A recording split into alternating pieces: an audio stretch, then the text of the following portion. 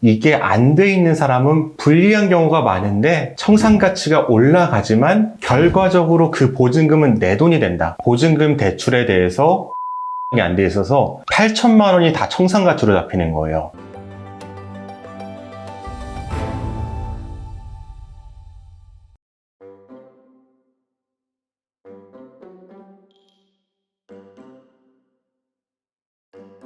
개인회생을 신청해서 오히려 돈을 벌 수 있는 케이스가 있나요? 네, 있어요. 제 경험상 한 20명에서 1명 정도 꼴로는 돈을 벌더라고요. 어떻게 되는 거죠?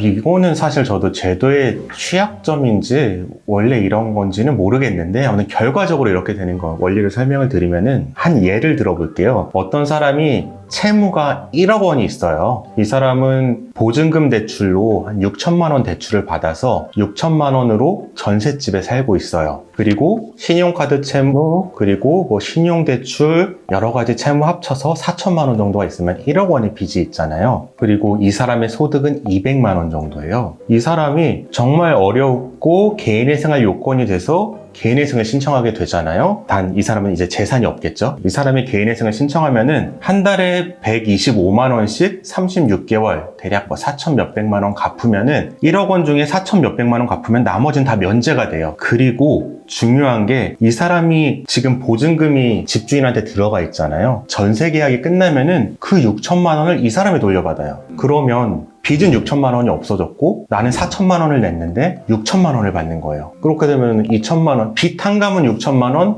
플러스 현금 수익 2천만 원 그런 게 가능하게 되는 거고 실제로 종종 있어요. 너무 뭔가 좀 이상하네요. 이상하죠. 보증금 빌려줄 때는 두 가지가 있어요. 금융기관이 무담보, 신용으로 대출해주는 경우가 있고요. 두 번째로는 담보부. 담보라고 하면은 보증금 계약 같은 경우에는 질권 설정을 한다든지 아니면 채권 양도 양수라고 해요. 쉽게 말하면 계약 끝나면 이 돈은 임차인한테 주지 말고 나 금융기관한테 직접 줘라 라는 내용의 계약이 들어가는 거예요. 후자 같은 경우에는 임대인한테 보증금을 직접 주게 되는 경우에는 방금 말한 게 안 생겨요. 왜냐하면 똑같은 경우에서 회생 끝났는데 6천만 원의 탕감을 받았지만 보증금을 내가 가져갈 수는 없잖아요. 왜냐하면 이건 집주인이 그대로 금융기관에 줄 테니까요. 이 경우는 안 생기는데 가끔 가다가 이제 청년 지원 대출 같은 경우에 그런 경우가 많은데 정부기관이 보증을 해주면서 담보 설정을 따로 안 하는 경우가 있어요. 그러면은 이 경우엔 질권 설정이 안 되기 때문에 그것도 채무니까 탕감은 받는데 탕감 받았지만 이 집주인한테 받을 권리는 나한테 있는 거예요. 그러면은 이렇게 생각할 수도 있어요. 그럼 그 권리를 금융기관이 압류하면 되지 않느냐? 압류를 못해요. 압류 못하는 이유는 개인회생에 들어가면은 관련된 채권자들은 개시결정 받은 이후로는 압류를 하지 못하고요. 그리고 설령 압류를 할 수 있다고 하더라도 서울 지역 같은 경우에는 5,500만 원 범위까지는 압류 금지 채권이 돼요. 압류가 불가능한 거죠. 그걸 넘는 거는 개인회생 전에는 압류할 수 있지만 이미 시작한 후에는 의미가 없고 저희가 개인회생 할 때 채무자들의 거의 유일한 재산이 보증금이에요. 그럼 보증금을 항상 물어봐요. 이거 질권 설정 돼 있으시냐? 금융기관에 물어봐라. 임대차 보증금 반환 청구권에 대해서 채권 양도양수 계약은 돼 있느냐? 라고 하는데 많은 경우에는 돼 있는 게 좋아요. 그러면 청산가치가 줄어드니까 내가 조금만 벌어도 가용소득이 적어도 조금만 갚고 끝날 수가 있거든요. 그리고 이게 안 돼 있는 사람은 불리한 경우가 많은데 청산가치가 올라가지만 결과적으로 그 보증금은 내 돈이 된다. 그러니까 이런 사례가 있었어요. 어떤 사람이 보증금 대출에 대해서 담보 설정이 안 돼 있어서 8천만 원이 다 청산가치로 잡히는 거예요. 이 사람이 이게 청산가치로 안 잡혔으면은 한 200만 원씩 36개월 갖고 끝날 수가 있었는데 그렇게 하면은 8천만 원을 못 넘기 때문에 그 기간이 8천만 원 넘을 때까지 한 40 몇 개월가량 늘어난 거예요. 그럼 변제 기간이 늘어났으니까 이 사람은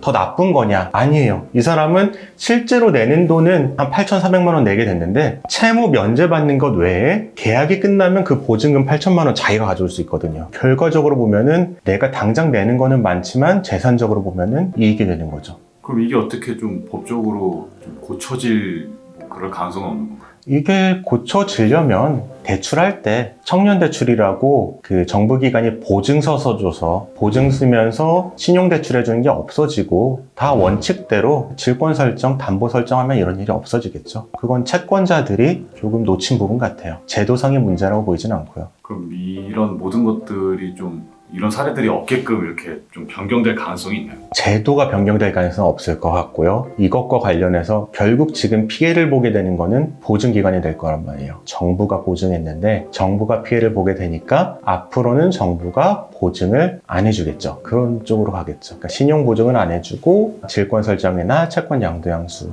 해야지 돈을 빌려주는 쪽으로 가겠죠. 어쨌든 지금 뭐 보증금 넣고 살고 계신 분들은 한번 다 확인을 좀 해보셔야겠네요. 네, 맞아요. 청년 전월세 대출 같은 경우에는 전액 다 대출하는 거는 100% 대출하는 경우는 그 담보 설정된 경우가 많고요. 90% 대출인 경우에 신용 대출인 경우가 있는 걸로 저는 기억을 해요. 한번 개인회생 하는데 내가 이런 부분에 이슈가 있으면 확인해 보셔야 되고, 사실 이런 부분은 변호사 사무실에서 잘 모르면은 잘 처리를 못하는 부분이에요. 약간 수학적인 머리도 필요하고 유연성 있게 처리를 해야 되기 때문에, 아, 당신 청산가치 올라가니까 8천만 원 48개월 내야 되니까 원금 다 갚으니까 이거 그냥 개인회생 안 하고 워크아웃 가세요 라고 하면 잘못 지원하는 거죠. 당신 이거 원금 다 갚게 되는데 대신에 당신 8천만 원 다시 수익이 들어오니까 결과적으로는 400만 원 내는 거 다름없다. 이런 식으로 유연하게 답변해 줄 수 있는 사무실에 사건을 맡기는 게 좋을 것 같습니다.